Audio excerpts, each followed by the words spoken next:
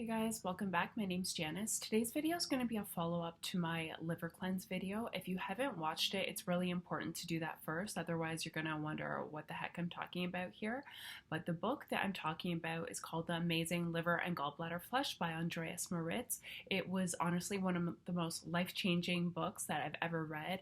Definitely one of the most important things that I've done for my health. So definitely check that video out first, as well as the one I made about colonics. I find those ones are very beneficial. A lot of you guys have found me through the liver cleanse video, and I do get a lot of comments or questions on that video. Some are not so nice, some are skeptical of what I was saying. All I will say about that is, I think it's normal to be skeptical of something you've never heard of, or that maybe seems too good to be true, or a little bit too holistic, a little bit too out there. But just for example, I don't know a lot about a keto lifestyle or diet. I'm not going to necessarily go find a video about keto and write rude negative comments just because I don't understand that myself. It's important for you to go on your own health journey. I'm just sharing mine with you. Hopefully that can help you with yours. Now I'm just going to get into some of the most frequently asked questions that I get on that video. I will say the book is very, very detailed, you guys, and it's not a boring read. So if you have any questions, more than likely it's answered in the book. I'm not going to go into great detail explaining everything because you need to read the book. The reason I don't explain how to do the cleanse step by step is it's very important. There's many reasons why it might not be safe for you to do the cleanse. You're essentially performing a mini surgery on yourself. You need to fully read, understand it. You might not be ready to do it at this time. It's something that you're going to have this urge, this desire to want to do better for your body. So it's very important you feel that for yourself before just taking someone else's word for it. Okay, so the first question I get is, can I still do the cleanse if I already have my gallbladder removed? Yes, in the book, he does say that you can do it. You might have to take some cranberry and certain herbs 2 to 3 weeks prior. He talks about that. It usually is maybe a supplement. You might have to go through 1 bottle prior to doing the liver cleanse, but yes, you can still do it, so don't be discouraged. The opening sentence of the book, I remember it says that most people don't realize that most of our gallbladder stones are really actually trapped in our liver. Even most health professionals do not know that. So if that kind of piques your interest, your curiosity, definitely read this book. Can I still do this cleanse while pregnant? So like most things, in the book, he says more than likely it would be safe to do it when pregnant, but he doesn't advise it. So no, the short answer, do not do this while you're pregnant. He says he has had people that were pregnant come back and tell him that they did it successfully. In my own personal opinion, I would not advise someone to do this while pregnant because first off, you have to get colonics before and after. Most places will not perform a colonic on you while pregnant, which I personally don't necessarily agree with, but no one will do it on you when you are pregnant. Second of all, it takes a lot of energy out of your body. It takes a lot of prep work. It's expelling a lot of toxins. You want all your energy when you're growing a baby inside you to go towards that. You don't want to divert it towards anything else. So he recommends after you've had the baby, wait at least 6 weeks to perform your first cleanse. But realistically, you're probably not going to want to try doing this when you have a little newborn at home.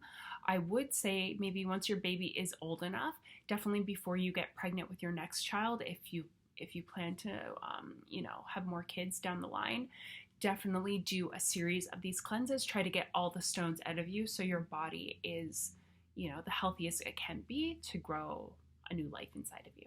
Someone asked me recently about the diet that you should eat after you perform the cleanses. I think I might make a separate video going a little more into detail because he does give a lot of tips how to kind of lead a healthy lifestyle after your liver is completely cleansed.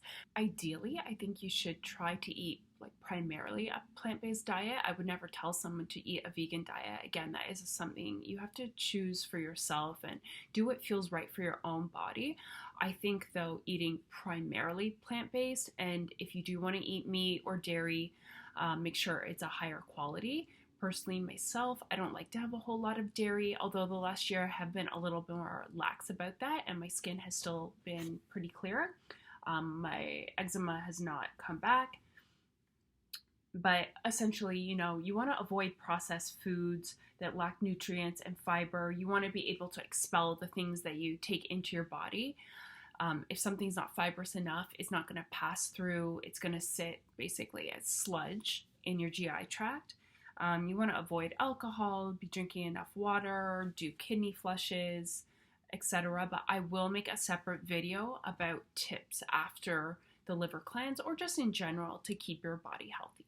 Quite a few people ask me, should they do an enema if they don't have access to a colonic? I would not perform this liver cleanse unless you've done a series of a few colonics. Again, you need to watch my video about that, but I have tried both before. The enema has not really expelled much of anything from my body, so I would not recommend that. The colonic was literally life-changing. I saw parasites come out of my body the first time I did it. It's insane. So I would definitely go watch that video of mine first, but definitely you need colonics before and after, especially after you do the cleanses, because if any of those toxic stones are left in your GI tract, they could make you very sick. So you want to flush those out after you do the cleanses. People have asked me if they have intolerances to certain things, can they still do the cleanses? Yes. How he wrote the original cleanse or how he suggests to do it is the ideal way. But of course, people are going to have maybe allergies or intolerances to certain things, or just due to their diet can't consume certain items. So in terms of, an intolerance to the apple juice, you can use the malic acid in powder form, not capsule. Again, he goes into detail about all this in the book. If you can't use the Epsom salts, which are the ingestible ones, make sure they're not necessarily like the ones that go in your bath. Ingestible Epsom salts, sometimes they're called bitter salts. So if you can't use the Epsom salts, you can use magnesium citrate. The benefit though of the Epsom salts is it dilates the pores in your liver. So it's going to expel those stones without causing any discomfort. So definitely use the Epsom salts if you can.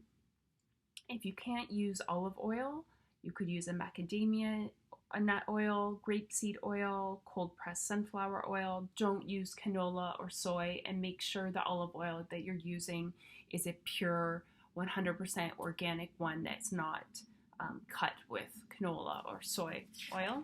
Personally, it took me, I want to say, 5 cleanses. So how often do you do the cleanses? He recommends not waiting for more than 2 months between each cleanse until you get all the stones out. So no, this is going to be a time investment, a monetary investment. It's not cheap to do these, but once they're all out, regular maintenance, you can probably do the cleanses once to twice per year. So the first time I did the cleanse, there was over 100 and some stones that came out. I was actually shocked. And then each time it just got significantly less. So I think after the 4th time, barely anything came out, maybe like a couple tiny little ones. So I waited a full year, and then I did my 5th one. That was around last Christmas time. I have it documented somewhere on my channel. And only 1 flake of a little stone came out. I didn't even really have to go to the washroom very much. So that's basically telling me, yeah, my liver is cleansed. So I think for maintenance, I will do it once per year, because I'm primarily like eating a 90% vegan diet for the past 3.5 years. If I was still consuming a lot of like meat and dairy, I would definitely do the cleanses more often. But I think for myself, once per year is good. Although in his book, he suggests 2 times per year.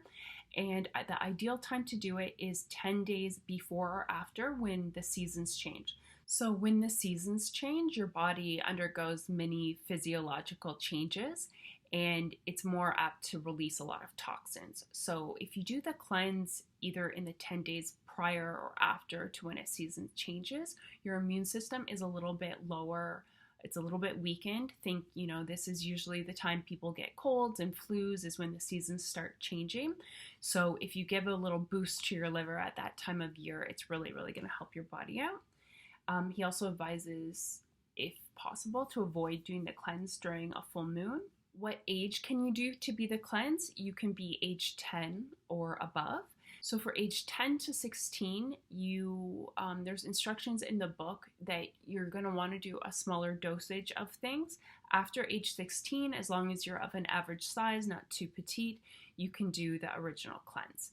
And he does say in the book a lot of little kids have a lot of toxic material built up in their liver already just because of maybe medications they've been on, the food that parents are giving them, even, like high sugary cereals, for example, is not good. So it doesn't actually take too long for your liver to build this toxic material up in it. He also advises to avoid overeating, which I need to tell myself because I am sometimes bad. I'll go a long time without eating and then I overeat, even if it's healthy food. Like, I'm very guilty of making a huge, massive salad. So you don't want to eat a large volume of food if possible, because what happens is your body, your bile, has to release a lot more cholesterol into your blood to help break down that food in large quantities. So often you'll hear people say they had a gallbladder attack after they maybe had like a large fatty meal, right? Because your body's trying to break it down. But when you're releasing all that cholesterol, it's a lot of stress on your body and it can build up the gallstones in the bile ducts. So you want to avoid overeating, follow that rule, eat till you're 80% full. He also advises fasting if you can, 1 day per week, and just have liquids. So it could be soup, smoothies, fresh juices. I have done that in the past and I feel really good. When you're always, maybe a little bit hungry, it's gonna make your body crave healthy, nutritious foods. When you overeat and you just kind of feel crappy and tired, you're gonna just naturally crave like high sugar, high carb, coffee, tea. So you're supposed to keep going with the cleanses every, 2 to 8 weeks until all the stones come out of your body. And you're supposed to have basically like no stones come out of your body for 2 cleanses in a row to kind of consider yourself done. So if your GI tract is completely clean of all this toxic material, the magnesium which you're ingesting in the Epsom salts, it's absorbed into the intestinal walls, so no further bowel movements will occur. So actually this last cleanse that I did last Christmas time, it was weird. It was very different than any of the other cleanses I did. Like, I almost felt like, oh, it's not working, but there was nothing left in me to come out. So it was much, much different than the first time that I did it. I left the biggest question for the end. This is from a lot of those naysayers leaving me comments about the following, and I'm going to read directly from his book because he explains it better than I do. The question is, I read on the internet that the stones people pass during the liver flushes are just hardened lumps of olive oil. Is there any truth to this? And I can't tell you how many people were commenting and calling me crazy and I don't know what I'm talking about, blah, blah, blah. Okay, this is in response to those people. There is an effort on behalf of certain well-known herbalists, doctors, and establishments to discredit the beneficial effects of the liver flush by stating that these gallstones are actually soapstones made of olive oil or are produced by the liver in response to the sudden ingestion of large quantities of olive oil. These individuals have their own reasons for making such statements, which is not for me to comment on. They have obviously never done a liver flush themselves, otherwise they would realize what the stones are made of and what happens to the body when they release them. Below are a number of responses to such a claim. I 100% agree with what he said. If you have actually read this book or done the cleanse yourself, you would never leave such a comment on somebody's video, and I don't appreciate when people do that to mine. I'm just trying to help people, so I block and delete these people. I have no tolerance for stuff like that. I mean, go do something productive with your life rather than leaving me rude comments. I'm not for that. So number 1, olive oil does not assume the putrid smell that emanates from the released gallstones. The smell is unlike that produced by fecal matter. I said this in the first video. When this toxic material comes out of you, yeah, it's not like fecal matter. It is, the only way I can describe it is toxic chemicals leaving your body.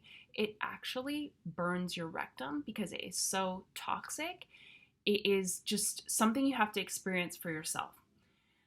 Olive oil cannot congeal into such relatively hard or dense structures, even if it were chemically altered and manipulated in a lab. This is even more impossible given the short time frame that the olive oil has to travel through the GI tract and the total unavailability of any thickening agents. again, I agree. I mean, you're drinking the olive oil at bedtime, and then like a matter of hours later, it's creating these hard little lumps of stones coming out of you. No, it's impossible. So I hope I answered some of the most frequently asked questions. I know you guys always wanted an update, but yeah, it took me, like, I want to say 5 to 6 flushes to get all the stones out. Now, I personally just plan to do them once per year. He does suggest to do it twice per year. I think I'm going to do it pretty soon, again in the fall. I just find I'm really not a summer person. I'm more of a autumn person, and I really always am most productive, and I just feel like this new awakening in the fall every time. I just want to be healthier, more active. I don't know, it's just really weird. I always feel like that every like autumn, fall time, so I'm gonna do it again then. But yeah, and I will make a follow-up video for you regarding diet. But if you guys have any other questions, or if you have any suggestions what I should make videos about, sometimes I feel a little bit stumped and I'm very stubborn. I won't make a video if I just don't feel like it. So if you have any suggestions for me, leave it in the comments below.